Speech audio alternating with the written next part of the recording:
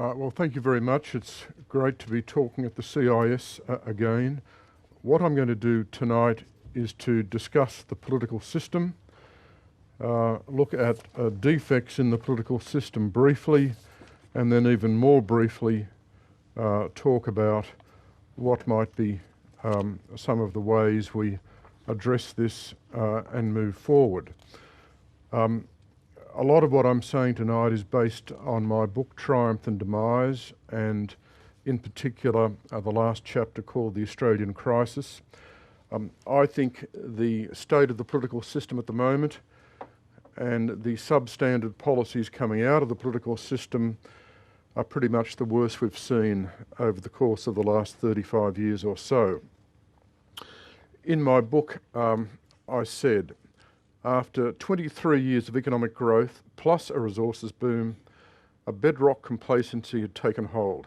It had various manifestations: a decline in self-reliance, a culture of complaint, the rise of social envy, a growing dependency on government, a political system based on bidding up expectations about government's capacity to satisfy more needs and wants, with the probability that people would only grow more dissatisfied. Finally, the public seemed to have lost any sense of awareness of the reasons for Australia's prosperity over the past generation and a half, and I think for the nation this was an intellectual and moral failure. I think the problems in the political system are multifaceted. I believe they won't be easy to solve. I can't believe that they are insoluble. But I do think they go to technology, the structure of politics, culture, and I think we need, as a society, to have a much more concerted discussion about the nature of the problem. I'm talking in particular about the state of parties, the condition of the parliament, the operation of executive government, the operation of the media, and the country's political culture. So that's a pretty sweeping agenda. I want to move fairly quickly. What we see in Australian politics is the fragmentation of the party system, the loss of faith in the party system. John Howard has used this formula that we used to have a 40-40-20 political system. That is 40% committed to either side of politics and 20% floating, and he now says we have a 30-30-40 system. Now this could actually be good. This could lead to a more fruitful democracy, but I certainly think it's a challenge for the system and it's a challenge for the political parties, and what we're seeing is fragmentation, particularly on the left. So we've seen a fundamental and historic change in the structure of politics on the left, and that is now divided between the Labor Party and the Greens, and I think that's a permanent change. The Conservative side of politics is held together much more successfully, but we did see very successful performance from Clive Palmer at the last election, taking quite a few votes away from the coalition, and that had quite important ramifications over the past 18 months. The parties are responding to this. There is a breakdown of trust. Labor has changed arrangements for the election of the leader. That has many unintended consequences, but it's a very, very significant change. I think one of the consequences is that it will take the party further to the left because it empowers the rank and file in terms of the appointment of the leader. Labor should review its traditional links with the trade union movement, but that it remains an embryonic debate with not a lot of progress so far. I think moving on to talk about the Parliament, the Parliament clearly is in a most unimpressive condition, filled with all sorts of difficulties, a lot of structural problems. Clearly, as far as I'm concerned, I think the Senate is a real difficulty. I think there should be reform of the Senate voting system.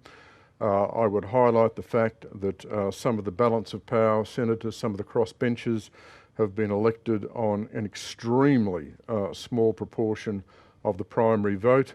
I would highlight the fact that Section 57 is essentially destroyed. for a Prime Minister in terms of coming to grips with the conflict between the House and the Senate, because if you call a double dissolution, it only guarantees that you'll have even more minor parties in the Senate. So I think overall the House has been weakened against the Senate. We've seen fundamental changes in the structure of the media, fragmentation of the media, a much more volatile media environment, the rise of social media, a weakening of the traditional sources of media, newspapers and the television networks.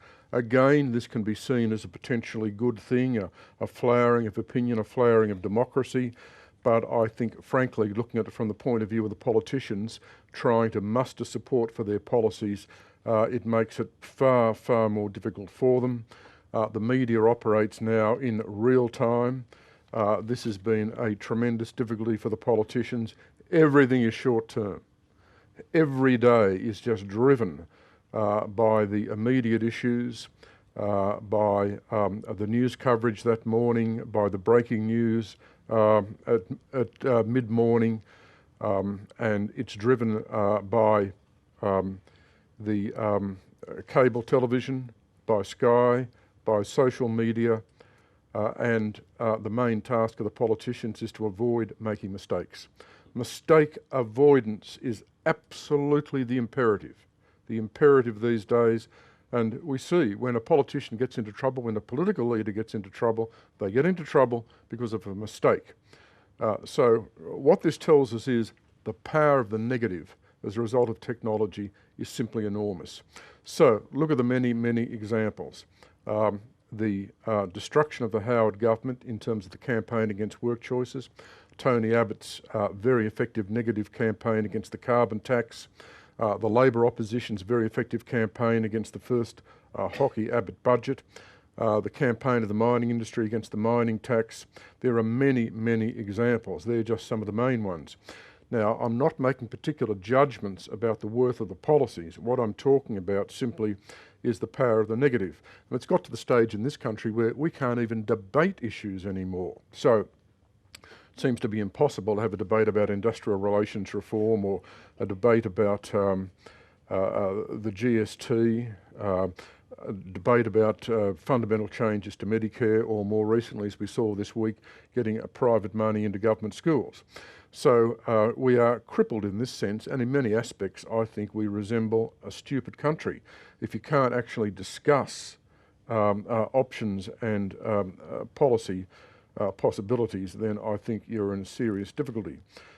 So the combination of being run by the polls, and have no doubt that the polls are simply this pervasive, insidious influence on what happens in Canberra every time they are published. So the combination of the polls and negative politics leads to the virtual perpetual internal crisis of the political parties.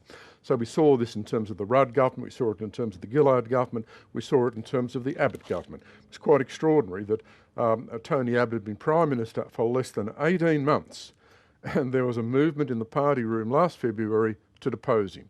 This is simply extraordinary. But what it indicates is the weakness of the political parties, their susceptibility to panic, their susceptibility to the public opinion polls, and their lack of underlying conviction. So the parties aren't strong enough. The parties exist to govern. They exist to get onto the Treasury benches. If they're exposed in opposition, their weakness is simply naked, and they don't have sufficient ideological strength in terms of fundamental beliefs and commitments to tolerate being in opposition. So the essential rationale of both parties is to do whatever's required to govern. What we now see, of course, is the conflict between the policy requirements of the country. We've got a budget deficit, we've got a debt problem, we've got demographic issues coming up.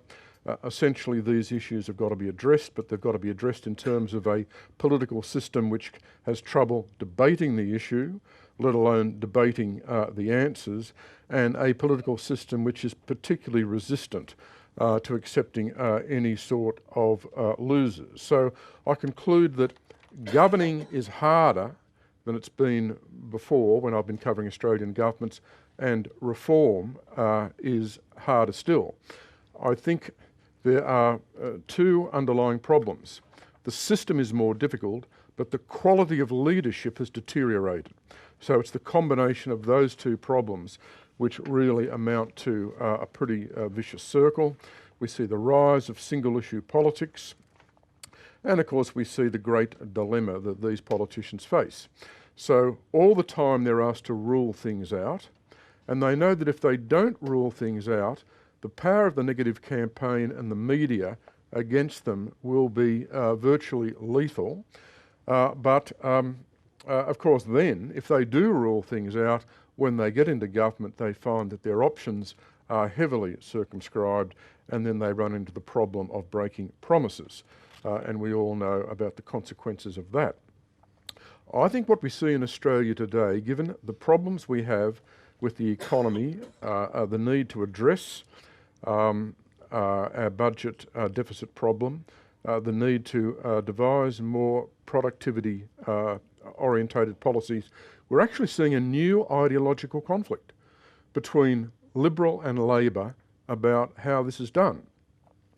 And the actual degree of policy difference, far from being minimised, I think, is actually expanding.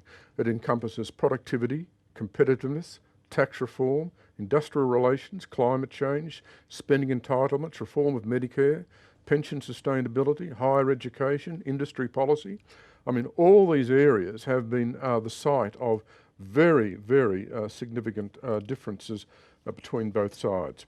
Okay, well, what should be done? Well, let me give you a quick 7-point program, and of course all this is very, very hazardous stuff. Point 1, explain the problem, explain the problem, explain the problem. The politicians are not explaining the problem. I mean, this is quite extraordinary. Explaining the problem goes to expectations. They've got to change and mould expectations on the part of the community. Well, you don't go out and tell the community that they've got to live with less. You explain the problem. So we've got to have a more intelligent conversation, and we need politicians who are capable of having that intelligent conversation and mobilising elements of civil society for that. I should say that I think the public understands at this point in time that the country actually does have some serious problems, some serious difficulties, and they would appreciate some frankness about that. Point 2, I think there's got to be a lot more dialogue and negotiation between stakeholders, and the construction of policy coalitions between various stakeholders. Scott Morrison understands this, and he's done this very well quite recently. Hawke, as Prime Minister, was a very good example of someone who would listen to the community and respond to the community and be seen to be responding. An interesting combination of a leader who at times could be strong and at times could give significant attention to consensus. But this is the sort of approach that we need in terms of dialogue between stakeholders and building up coalitions of support for new policy. Point 3, independent analysis. There's no substitute for independent analysis. We need a lot more independent analysis being put on the table, which can be the foundation for debate and forming public opinion. Fourth, we need to recognise that most policy answers are going to be compromise. They are going to be compromises. But in the environment we're now in, we should not let the perfect be the enemy of the good. We should recognise that progress is going to be based on a whole series of compromises, far better compromises in the right direction than compromises in the wrong direction. The next point, I think, to use a famous slogan from the 1980s of Hawke and Keating, we need growth with equity. We need growth with equity not just as a rhetorical position, as a genuine policy position in this country. I don't think there's any question about that at all. Point 6, governments must remain strong in the electorate. A government that's weak in the electorate is going to be weak in policy terms. So the government has got to be able to remain strong and use that strength for reform. And my final point, implementation. We need to rethink the whole process of implementation of policies in government. Governments are trying to do too much. Implementation is incredibly difficult. You don't change the country simply by passing a law. You have to implement new policies and get the implementation right and recognise the limits of government in doing that. Finally, I'd say, despite the difficulties I've just talked about, our prospects still, in terms of the Western world, are better than most other countries. Thank you.